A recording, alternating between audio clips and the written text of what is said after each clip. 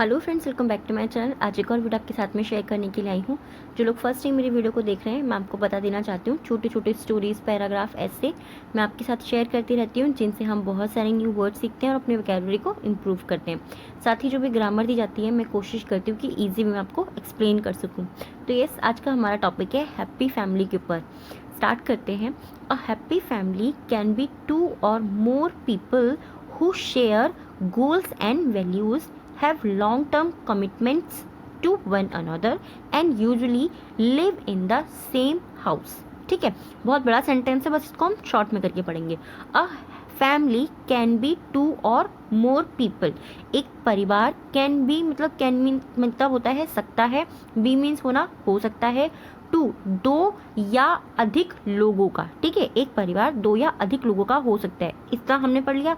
Who shares goals and values. Who मतलब जो, share means साझा करते हैं या बांटते हैं, गोल्स यानी कि लक्ष्यों को, जो भी उनके लक्ष्य होते हैं, जो भी वो करना चाहते हैं उनको बांटते हैं, एंड मूल्यों को, वैल्यूज यानी कि उनके मूल्यों को बांटते हैं। Have long term commitment to one another. ठीक है, और उनके पास में लॉन्ग टर्म यानी कि लंबे समय के लिए कमिटमेंट्स होता है, यानी कि वायदा होता है, टू वन अनदर, एक दूसरे से उनका लंबे समय का वायदा होता है। ठीक है, एंड यूजली और आमतौर पर live in the same house. Live यानी कि रहते हैं, इन द सेम हाउस यानी कि एक ही घर में रहते हैं, सेम हाउस यानी कि एक ही घर में, यहाँ पे इसका मीनिंग ये होगा। तो सिंपली ये बहुत बड़ा सेंटेंस है, बट हमने इसको कैसे समझा। A family can be 1 or 2 people who share goals and values, have long term commitment to one another and usually live in the same house। एक परिवार जो होता है वो क्या हो सकता है, 2 या 2 से अधिक लोगों का हो सकता है, जो अपने लक्ष्यों को और मूल्यों को एक दूसरे से बांटते हैं और लंबे समय के लिए, ठीक है, दीर्घ काल के लिए वायदा करते हैं एक दूसरे से, और वो आमतौर पर एक ही घर में रहते हैं। Simply families range from all sort of ranges from forms and sizes. Families range यानी कि फैमिलीज जो होती हैं, परिवार जो होते हैं, उनके प्रकार from all sorts of races यानी कि हर प्रकार की जाति के, हर प्रकार के रूप के और हर प्रकार के आकार के होते हैं। जो परिवार होते हैं वो अलग अलग प्रकार के आकार के, अलग अलग जातियों के और अलग अलग रूपों के होते हैं। सिंपली इस तरीके से हमें इजीली ये भी समझ में आ गया, फैमिलीज यानी कि परिवार। Families differ in various ways. ठीक है, फैमिलीज डिफर मीन्स अलग होती हैं, इन मीन्स है, वेरियस यानी कि विभिन्न या अलग अलग, वेज मीन्स तरीकों से। ठीक है, फैमिलीज यानी कि परिवार अलग अलग तरीकों से, विभिन्न यानी कि विभिन्न तरीकों से अलग होते हैं, बट लेकिन each one has its on definition of a happy home and family.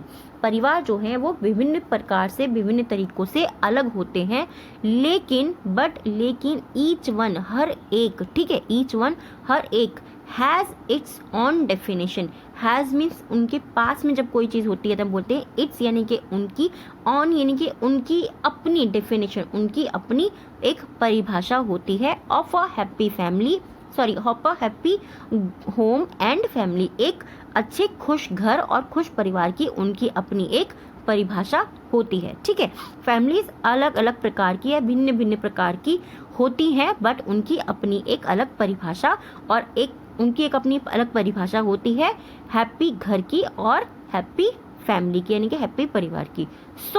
तो what makes a happy family, what makes यानी कि क्या बनाता है, एक खुश परिवार क्या बनाता है।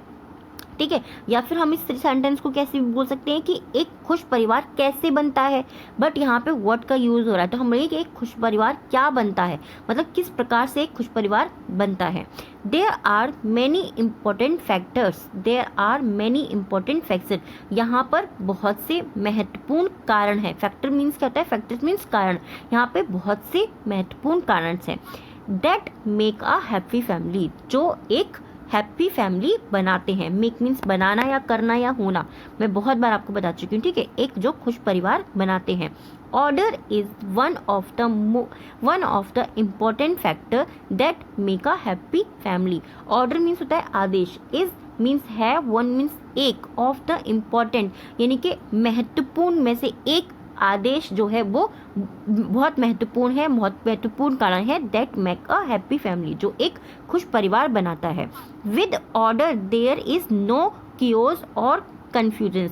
विद ऑर्डर आदेश के साथ देयर इज नो कियोस, यहाँ पर कोई गड़बड़ी नहीं है और कन्फ्यूजन और कोई भ्रम नहीं है। देखिए इसकी स्पेलिंग जो है ना वो काओस लगती है, बट इसको हम प्रोनाउंस करते हैं कियोस, ठीक है।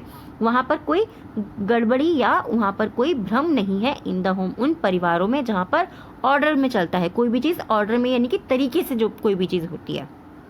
A well organised family, a well organise यानी कि एक सुव्यवस्थित, सुव्यवस्थित यानी कि एक अच्छे से व्यवस्थित परिवार, ठीक है। फैमिली यानी कि विल बी एबल, वो विल बी एबल यानी कि योग्य होगी, टू फंक्शन कार्य करने के, स्मूथली यानी कि आसानी से कार्य करने के लिए, एक सुव्यवस्थित परिवार आसानी से कार्य करने के लायक होगा। बी मीन्स होना और विल का यूज हम होंगे के लिए यानी कि फ्यूचर टेंस के लिए करते हैं।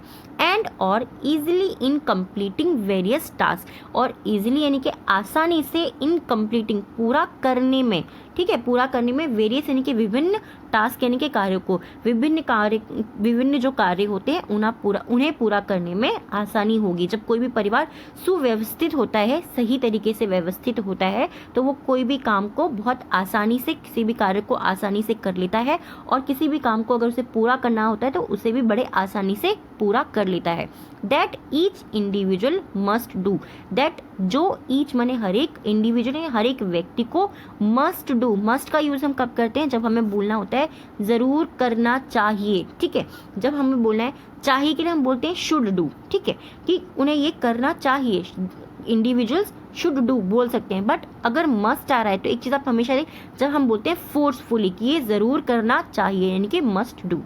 व्हेन ईच इंडिविजुअल्स, व्हेन जब ईच इंडिविजुअल यानी कि हर एक व्यक्ति, नोज यानी कि वो जानता है, हिज और her own responsibility, his means उसका आदमी के लिए, हर मीन्स उसकी औरत के लिए, ऑन रिस्पॉन्सिबिलिटी जब वो अपनी रिस्पॉन्सिबिलिटी यानी कि अपनी जिम्मेदारियों को जानता है, ही एंड शी तब वह आदमी और वह औरत is capable and able to bring more harmony and peace in the home, तब वो कैपेबल होता है यानी कि सक्षम होता है, एंड एबल और योग्य होता है, टू ब्रिंग मीन्स लाने में, मोर हार्मनी, मोर मीन्स अधिक, हार्मनी मीन्स क्या होता है, हार्मनी मीन्स होता है एक तरीके से सुख सुविधा, हम कहते हैं ना कि अच्छी अच्छी चीज़ें, खुशियाँ लाना, एकता बनाना घर के अंदर, तो हार्मनी मीन्स होता है एकता लाना, ठीक है। सो वह जो है किस चीज़ के लिए सक्षम होता है, सक्षम होता है और योग्य होता है लाने के लिए, मोर हार्मनी अधिक एकता, एंड पीस और शांति, इन द होम घर में वो बहुत अधिक शांति और एकता लाने के लिए सक्षम और योग्य होता है। आई होप ये जो सेंटेंस है आपको समझ में आए होंगे इजीली, मैंने कोशिश करी बहुत इजी वे में आपको एक्सप्लेन करने की। ये टॉपिक कैसा लगा है वो ज़रूर मुझे कमेंट करके बताइएगा, ऐसे बहुत ज़्यादा इजी है। इसका पार्ट 2 मैं आपके साथ में बहुत जल्दी शेयर करूँगी जो इससे थोड़ा सा आगे का है। और येस, अब टाइम है हमारे 3 वर्ड्स का जिनसे आपको सेंटेंस बनाने हैं और आपको कमेंट बॉक्स में लिखना है। सो हमारा फर्स्ट सेंटेंस है कमिटमेंट, ठीक है। ये आपका मेरे से कमिटमेंट है कि आप इनके सेंटेंस ज़रूर बनाएंगे, यानी कि आपका वायदा है। नेक्स्ट है हमारा कन्फ्यूजन। कन्फ्यूजन मीन्स होता है भ्रम, कोई भी भ्रम अगर आपको है, कन्फ्यूजन अगर आपको है तो आप मुझसे पूछ सकते हैं, मैं आपके कमेंट का आंसर पूरा देने की कोशिश करूँगी। And the third is harmony. Harmony means होता है एकता। इन तीनों वर्ड से आपको सेंटेंस बनाना है। आप पास्ट में, फ्यूचर में, प्रेजेंट में किसी भी टेंस में बना सकते हैं एंड कमेंट बॉक्स में लिख सकते हैं। ईजी से ईजी सेंटेंस आप बनाने की कोशिश कीजिए। अगर आपको थोड़ा अच्छी से इंग्लिश आती है तो आप थोड़ा सा डिफिकल्ट भी ईजिली बना सकते हैं। अब टाइम है 3 डिक्टेशन वर्ड का। सो फर्स्ट वर्ड है हमारा डिक्टेशन का आज का डेफिनेशन। डेफिनेशन। सेकेंड वर्ड है कियोज। इसकी स्पेलिंग मैंने आपको बोला था कि थोड़ी सी अलग होती है, बट इसको हम प्रोनाउंस अलग करते हैं, तो कियोज। एंड थर्ड है well organised. Well organised. I hope ये वीडियो आपको पसंद आया होगा। कैसा लगा है प्लीज़ मुझे कमेंट में ज़रूर बताइएगा, क्योंकि आपके कमेंट पढ़कर मुझे बहुत ज़्यादा खुशी होती है और मुझे लगता है कि जो चीज़ मैं कर रही हूँ वो आपको फ़ायदा पहुँचा रही है, आपको उससे कुछ लाभ हो रहा है। आपके कमेंट से ये चीज़ मुझे समझ में आती है, इसीलिए प्लीज़ कमेंट ज़रूर कीजिएगा। Thank you so much. अगर आप कोई टॉपिक चाहते हैं मैं आपके साथ में शेयर करूँ, आप मुझे कमेंट कर सकते हैं। Thank you.